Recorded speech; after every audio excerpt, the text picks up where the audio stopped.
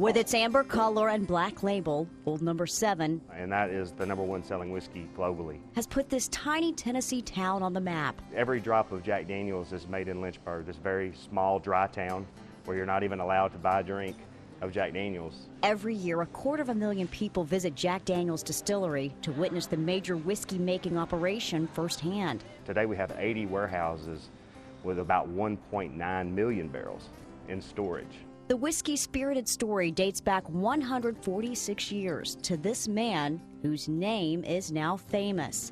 And this was, of course, Jack's hometown.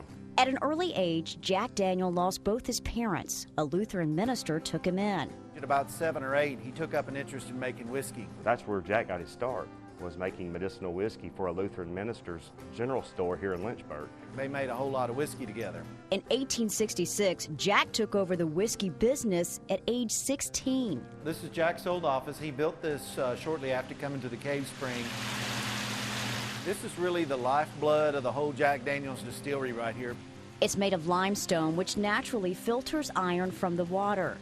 And it has never failed us in all these years. They can't say the same for Jack's old safe. This safe has quite a story behind it. This is what killed Jack Daniel. In 1911, he kicked it after he couldn't remember the combination. And he actually died as a result from an injury he got from kicking this safe. Jack was 61 years old. This was Lem Montlow, Jack's favorite nephew. He's the one that took over the distillery after Prohibition. And the Montlows continued the family business until they sold to another family in 1956. The real mastery of Jack Daniels lies in the employees here at the distillery. Many are second and third generation. Some are even relatives of the late Jack Daniel himself. My great-grandmother was Jack Daniel's sister. So it is fun being related to someone who everybody in the world has heard of. Lynn Tolley runs Miss Mary Bobo's for the distillery. Every day we have Southern regional food. In Jack Daniel's day, it was a boarding house and his favorite lunch spot. Every day we put a little bit of Uncle Jack's products in something. And still today, the company makes whiskey just like Jack did. This area right here is known as the Rickyard. Beginning with charcoal, it's made from sugar maple stacks. We'll tell you when it's time to run. Yeah, really, I hope so. And fueled by 140 proof whiskey. In copper stills, cooked mash made of corn, rye, barley, and the spring's water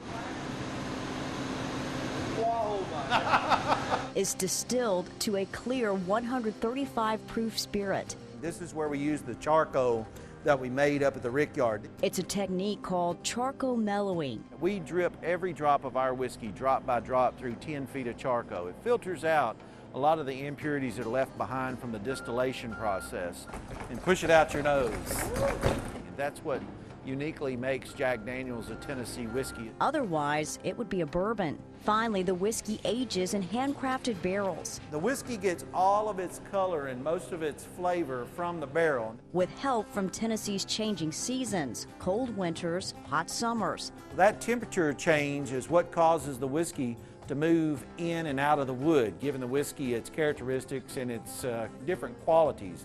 Each batch living up to Jack Daniel's old standard. But every day you make it the best you can.